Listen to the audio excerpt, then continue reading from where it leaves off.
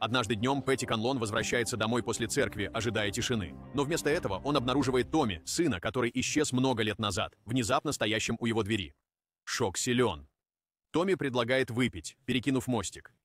Пэтти отказывается. Он чист уже 1000 дней. Он приглашает Томми в дом и вместо этого варит кофе. В Томми просматривает выцветшие фото. Рассказывают о маленьком чемпионе, не знающем поражений в 1000 боях. На другой фотографии Брэндон, его брат, теперь тихий семьянин, уже не борец, а учитель физики с женой и 2 дочерьми. Затем Томми видит фото своей давно умершей матери. Его пронзила боль, воспоминания о молодости, о матери на склоне жизни, Пэтти и море вместо него. Так ты нашел Бога, да? Это потрясающе. Наверное, Иисус был внизу, на мельнице, и прощал всех пьяниц? В другом конце города Брэндон отмечает день рождения дочери. Его жена Тесс готовится ко второй смене на работе.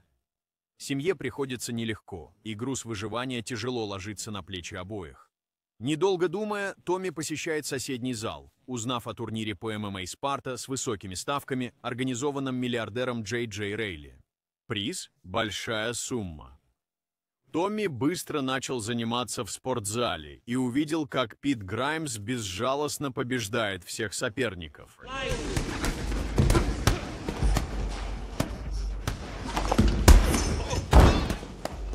Кольт Бойд призывает победить за 200 $200 в спортзале. Томми идет вперед.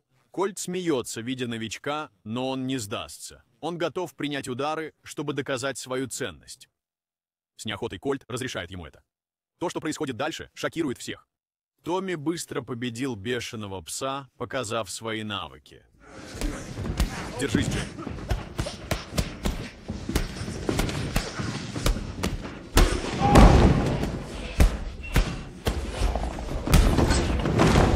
Кто-то снимает бой на видео и выкладывает его в интернет. Запись быстро распространяется. Томми становится популярен. Брэндон преподает физику, его ученики любят и называют мистером Си. Но после уроков наступает реальность. В банке Брэндон умоляет дать ему время. Он утопает в долгах, заняв деньги на лечение сердца своей дочери. Несмотря на 2 работы, деньги у Роба и Тессы на пределе. В банке отдано 90 дней на погашение долга за дом. Поздним вечером Пэтти смотрит старые домашние видео Томми в детстве, но тишину нарушает появление Кольта, который ищет ответы. Томми расправился с лучшим бойцом и жаждет битвы в турнире в Спарте. Пэтти предлагает Кольту поговорить с ним и идет к записям. В другом месте Брэндон получает звонок от своей дочери. Она спрашивает, когда он вернется домой. Он говорит ей, что устраивается на работу охранником в клуб. Но это ложь. Брэндон присоединяется к подпольным боевым соревнованиям, где 2 победы – месячная оплата охранника. В клетке Брэндон валит противника приемом грэпплинг.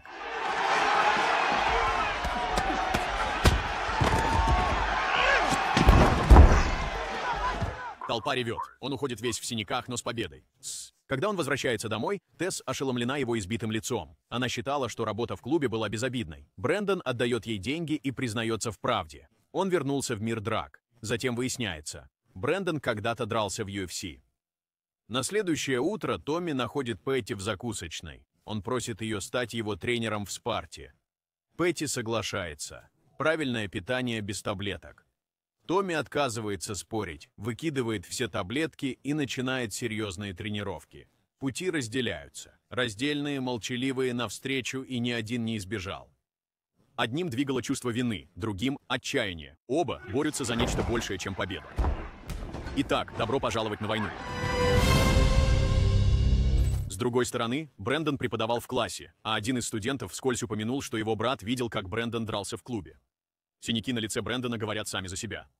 После урока его вызывают в кабинет директора. Джо Зита не скупится на слова. Участие Брэндона в незаконных драках нарушает школьную политику. Учителя должны подавать пример. Тем не менее, Джо явно удивлен, узнав, что Брэндон когда-то выступал за бойцов ММА.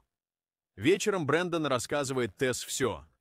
Его отстранили от преподавания на 2 месяца, без оплаты. Последствия серьезные, но Тесс все понимает. Брэндон вышел на ринг, чтобы защитить их семью от утопания в долгах.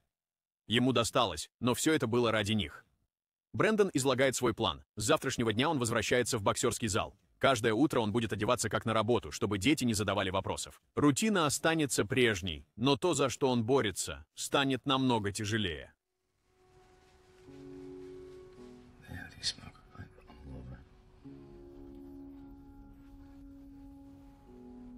Тем временем. На американской базе в Ираке солдат Марк Брэдфорд видит на вирусном видео что-то, заставляющее его замирать. Это Томми.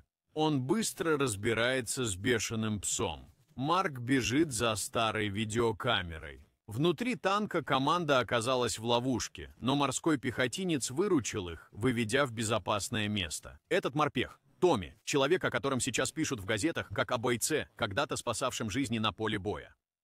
На следующее утро Брэндон заходит в знакомое место – спортзал, принадлежащий его бывшему тренеру Фрэнку Кампане. Они не общались уже много лет, Брэндон не женился. Фрэнк рад его видеть. В своем кабинете Брэндон все выкладывает. Он утопает в долгах, едва удерживая семью. Но у Фрэнка свои проблемы. Тренажерный зал испытывает трудности, и он ждет кредита, чтобы не закрывать двери. Брэндон пришел сюда не за деньгами. Он хочет снова драться, подпольные матчи, чтобы помочь своей семье выжить. Фрэнк сразу же соглашается, даже отказался от гонорара. Брэндон снова в деле. Позже в тот же день Брэндон подъезжает к своему дому и видит, что Петти ждет его у подъезда. Вид ее будоражит старые раны. Как и Томми, Брэндон отказывается впускать его в дом. Петти говорит, что теперь он обучает Томми. Лицо Брэндона меняется. Радость заменяется гневом, поглотив мгновенное счастье. Томми вернулся. Ты говоришь, Томми в Питтсбурге? Он в доме. Петти всегда выбирала Томми, всегда игнорировала Брэндона. Не найдя слов, Брэндон отворачивается. Петти остается, молча наблюдая за внуками издалека, на его лице написаны годы сожаления. На следующее утро Томми приходит в спортзал Кольта. Кольт сообщает ему новости. И он, и бешеный пес были допущены к участию в турнире в Спарте. Услышав это, Томми делает звонок. На другом конце Пилар Фернандес, вдова его лучшего друга Мэнни, погибшего в бою. Томми рассказывает ей о своем плане. Он собирается выиграть Спарту, и каждый цент из призовых денег пойдет ей и детям, которых оставил Мэнни. До начала Спарты остается всего месяц, и давление возрастает. В бой вступают 16 бойцов, в том числе Коба, безжалостный силач из России с жестокой репутацией. Тренировки усиливаются. Под строгим присмотром Петти Томми изо дня в день без перерывов доводит себя до предела. За 4 дня до начала турнира Брэндон возвращается к Фрэнку и рассказывает обо всем. Ему хочется участвовать, но его абсолютно не подготовили. Другой игрок уже снят, и боец уже не в форме. Но Брэндон дает понять, это его последний шанс сохранить семью в своем доме. Фрэнк слышит его отчаяние и соглашается подать апелляцию.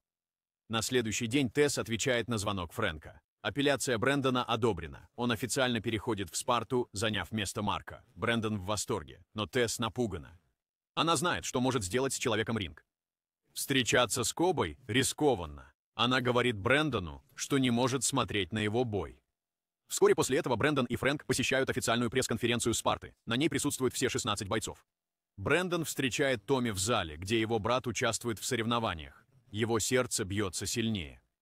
Брэндон не видел его много лет. Наступает момент, почти шанс восстановить связь, но Томми замечает его и отворачивается, не успев произнести ни слова.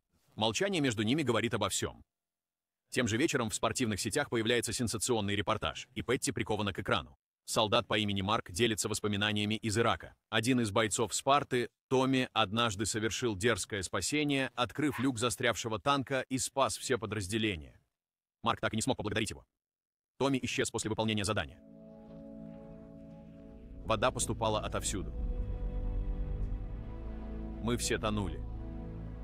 Это была смертельная ловушка. Прежде чем я успел выйти и поблагодарить его, он исчез. Спасибо тебе. Ты спас мне жизнь, брат. Томми в одиночестве гуляет по пляжу и сталкивается с Брэндоном. Они сидят лицом к лицу впервые за много лет. В какой-то момент Томми рассказывает о своих обидах, о том, как Брэндон ушел после смерти их матери, выбрав новую жизнь с Тесс, вместо того, чтобы остаться с ним. Брэндон никогда не прекращал заботиться. Но расстояние между ними очевидно. Боль Томми по-прежнему глубока. Ты должен был придерживаться плана. Ты должен был пойти с нами. Уйдешь — получишь обратно. Я даже не знал, что она больна. Ты полон дерьма. На следующий день в школе ученики подают идею директору Джо. Групповой вечеринки по наблюдению за турниром Спарты, превращенной в сбор средств. Однако Джо сразу же пресекает эту идею. По его мнению, ММА – слишком жестокий вид спорта для пропаганды. Наступает вечер турнира, арена переполнена, начинается первый бой. Томми против Барбозы, опытного бойца из Франции. Но Томми не теряет времени даром. Он легко одолевает Барбозу, демонстрируя явное превосходство и желание одержать победу.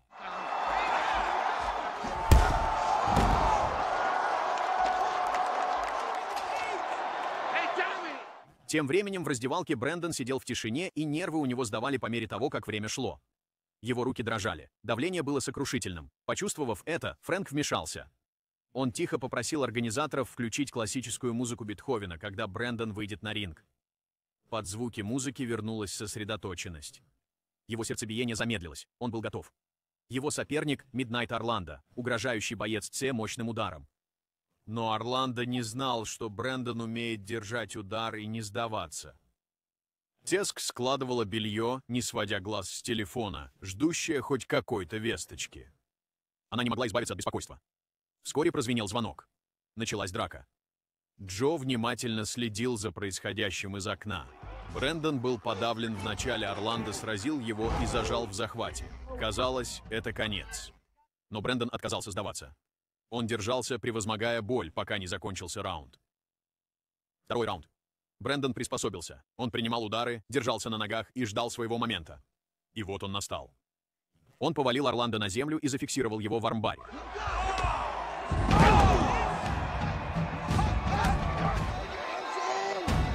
У Орландо не оставалось иного выхода. Он сдался. Рука Петти тяжело взяла верх. Джо молча наблюдал. Тесс читала послание Брэндона со слезами на глазах. Она сделала выбор. В следующем бою она будет наблюдать за ним, но на этот раз не со стороны. Следующий поединок потряс арену. Коба, безжалостный русский, вышел на бой и сокрушил своего противника жестоким нокаутом, быстрым и чистым. Мгновением позже бешеный пес одержал собственную победу. Он смотрел прямо в камеру и давал понять, он пришел за Томми. Брэндон снова вступил в поединок за место в полуфинале, полагаясь на свои навыки грэпплинга. И это оправдало себя. Еще одна победа.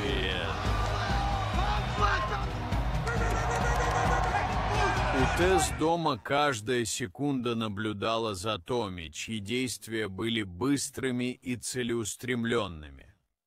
Один взрывной удар, и матч окончен. Так закончился отборочный тур.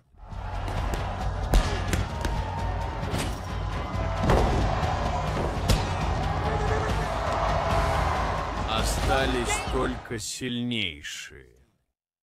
На следующий день Петти встретила Томми в казино, где он пытался поговорить с сыном. Он был подавлен, холоден, зол. Он сравнил Петти с человеком, вымаливающим прощение. Вечером Томми вернулся в лагерь и увидел, что Петти лежала пьяная и плача, а вдалеке звучала проповедь. Груз прошлых ошибок окончательно сломил его. Впервые Томми увидел что-то другое. Настоящее сожаление. Он шагнул ближе, тихо предлагая утешение. В этот тяжелый момент...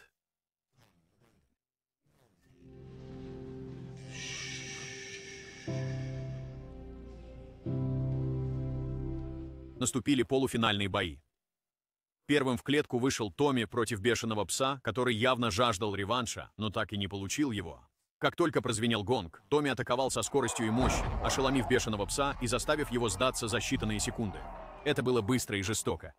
Брэндону стало трудно с Кобей. Арена была переполнена. На этот раз Брэндон был не один. Как только Брэндон увидел ее, пришла Тесс. Она наконец-то была готова увидеть его бой. Зазвенел звонок, и Коба наносил тяжелые удары, заставляя Брэндона зашататься. Давление продолжалось и во втором раунде. Брэндон принимал удары, едва держась на ногах, но не отступал. Перед последним раундом Фрэнк отозвал Брэндона в сторону. Он напомнил ему о том, что его ждет.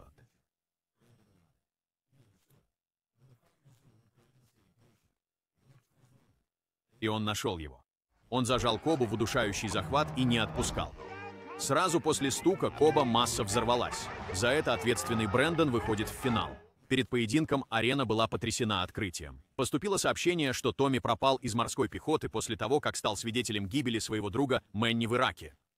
Теперь его ждала военная полиция.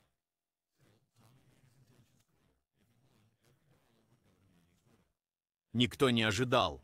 Два финалиста оказались братьями Томми и Брэндон. Толпа была ошеломлена. В комнате ожидания Тесс умоляла Брэндона уйти. Но он не мог. Проигрыш означал потерю их дома. У него не было выбора.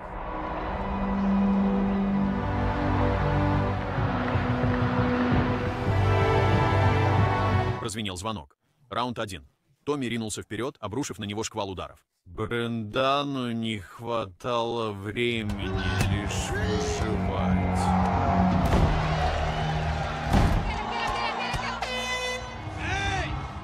Каждое движение дано столетним гневом.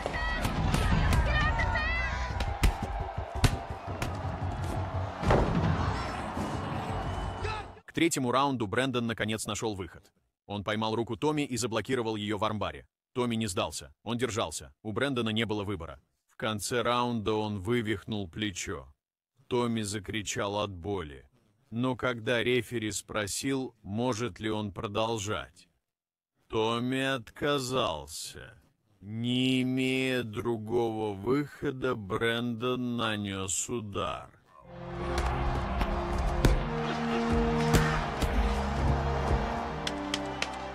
Раунд закончился, и оба бойца едва стояли на ногах, в синяках, избитые и разорванные на части не только боем. Затем наступил пятый и последний раунд. Томми, уже израненный и истощенный, не мог долго держаться. Брэндон переместился к нему, повалил его и зажал в удушающем захвате. Она была плотной. Поединок был за ним. Он держал его. Вот и все. Томми замер. И вот, наконец, он сделал таппинг. Толпа взорвалась аплодисментами. Брэндон победил. Но более того, было исцелено нечто более глубокое.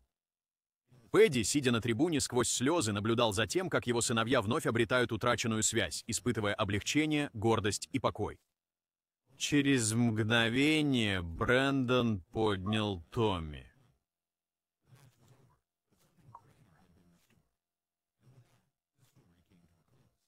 Избегая бесполезных разговоров, лучше прибегнуть к действиям. Доказано, что психотерапия эффективна в условиях постоянного наблюдения.